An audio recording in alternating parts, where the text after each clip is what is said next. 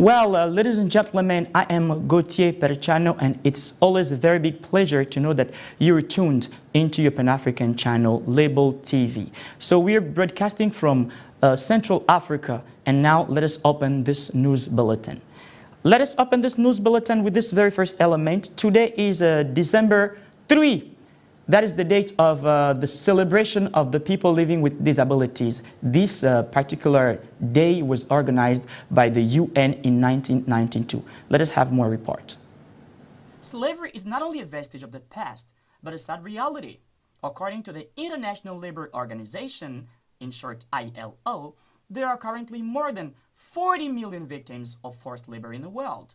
Modern slavery is a term that covers many practices such as forced labor, debt bondage, forced marriage, and human trafficking. It involves situations of exploitation that a person cannot refuse or leave because of threats, violence, constraints, or abuse of power. In addition, more than 150 million children are forced to work. That's more than 1 in 10 children in the world. Taking a look at the records, we can see that at some period in 2016, 40.3 million people were victims of modern slavery, including 24.9 in forced labor and 50.4 million in forced marriage. This means that there are 5.4 victims of modern slavery in 1,000 people around the world. 1 out of 4 victims of modern slavery is a child. Of the 24.9 million forced laborers, 16 million are in private sector, such as domestic work, construction, or agriculture. 4.8 million are victims of sexual exploitation,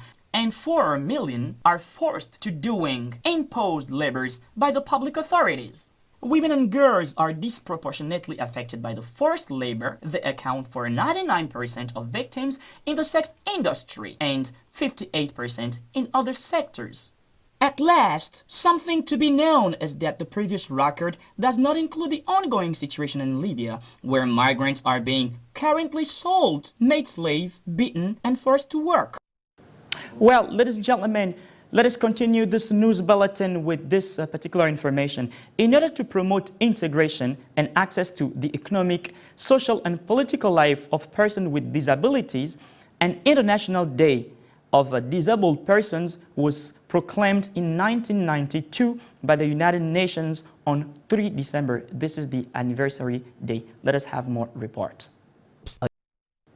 Well, ladies and gentlemen, the Rwandan, drones deliver medical supply to remote areas of the country, an innovation that may save lives of many people in case of emergency. Let us have more report by Giovanni Ondamba. Medical delivery drones cannot be regarded as a luxury, but like a vital item that can help save people when in need. Rwandan authorities have been able to get the drones available to serve the country population in saving people's lives. Indeed, while an emergency occurs, time is a key element to save patients who are losing blood. Some will be calling an ambulance. It may work, provided there is no traffic jam and that the hospital is not far from the scene of a car crash, for instance. But the drones are the best in time delivery for an immediate blood transfusion. For the meanwhile, the drones manufactured by California robotics company Zipline is delivering blood to 21 transfusing facilities in the western part of Rwanda, where challenging roads and healthcare infrastructure have often made it difficult to reach patients in need. Hoping that the rest of the African countries will soon follow the trend, let's wait and see. Ladies and gentlemen, last year, December the 1st, 2016, Ethiopia authorities arrested the leader of the Oromo Federalist Congress, known as Morera Gudina. We are presently in 2017, but why is he still in jail? This is the question. More reported here by Georgina Mpiga. Last year, November 1st, 2016, authorities in Ethiopia arrested a leading opposition by the name Morera Gudina. He is a leader of the Oromo Federalist Congress, in short OFC. We are now in 2017 and he remains in jail, facing multiple criminal charges downgraded from an earlier charge of terrorism. At the time, he was said to have violated the country's state of emergency by having contact with persons the government had branded terrorists terrorists or anti-peace elements. Gundina was arrested at his home as he returned from a trip to Europe during the time he addressed the European Parliament on political events back home. He is an ardent critic of the government's crackdown on protesters in Amhara and Oromia regions. The state of emergency of October 2016 were to quell spreading anti-government protests mainly in Roma and Arama regions. Since his detention, a group of United States senators, ministers of the European Parliament, in short MEP, and others have called of his release and for the government to address political discontent in the East African country. Well, Bill Gates, the richest man in the world, loads a Zambian trial chief for his fight against AIDS. In a video posted on internet, the billionaire qualified his encountering with the chief as extraordinary. Let us have more report. CEO of Microsoft and the richest man in the world, Bill Gates, has lauded two anti-AIDS activists for their efforts in combating the deadly disease. Gates described the two as heroes who are making a difference in the fight against AIDS. In a video posted on internet, the man described his encounterings as extraordinary. The first was a Zambian tribal leader chief, Jonathan Eshiloni Mumena XI. He leads the Kwande people who live along Zambia's border with the Democratic Republic of Congo, in short DRC. The two met as far back in 2012, with Gates stating that Mumena took a risk to challenge his tribe's tradition in order to protect his people from AIDS. In 2012, I met an extraordinary leader named Chief Mumena in Zambia. He took a risk to challenge his tribe's traditions in order to protect his people from AIDS. In telling his own story, the chief said it took his son to effect a wholesale communal change in the area of male circumcision, which was seen as a taboo topic in the community.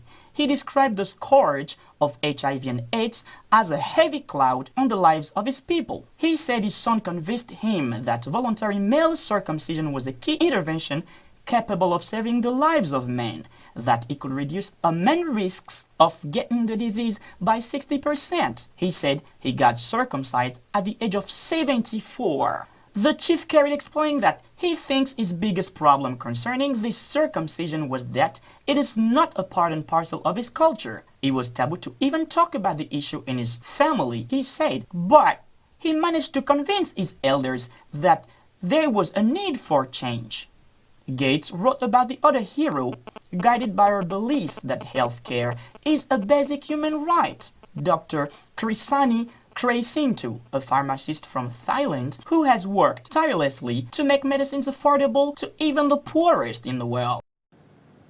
Moving from one country to another, university graduate and inventor Brian Tubagai has created a biometrical smart jacket that can diagnose pneumonia even faster than a doctor. And he called this particular jacket Mama Hope.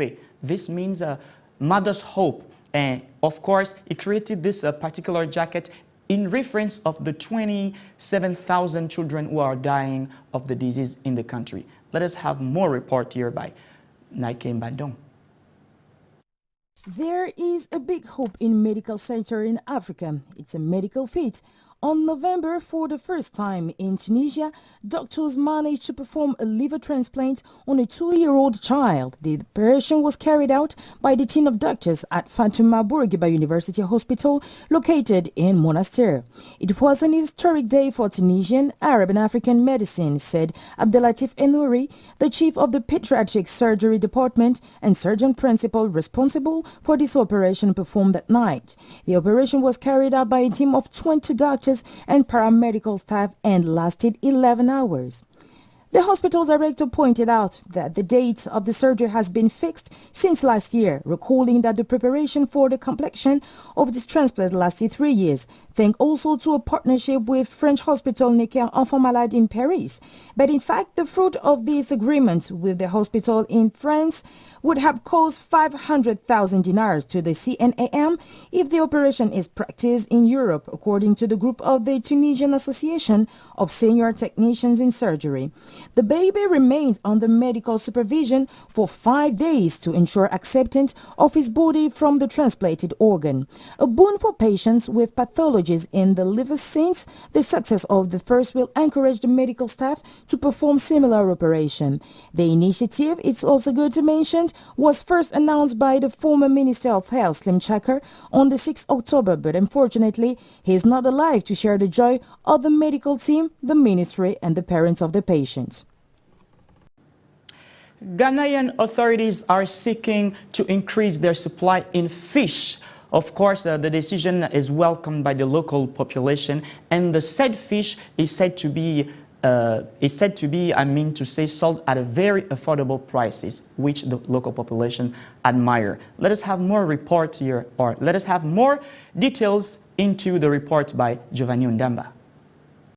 Ghana is seeking to improve its fishing performances, as the Minister of Fisheries and Aquaculture, Elizabeth Afole-Kwai, recently revealed. That initiative aims at maintaining their efforts to adjust the balance of trade deficit that Ghana has been experiencing for some time now. According to the minister, the objective will be achieved through a pragmatic fish farming exercise. Madam Afole argued further that a minister has substantial investments in the sector, with aquaculture being the flagship program to bridge the national fish requirement gap.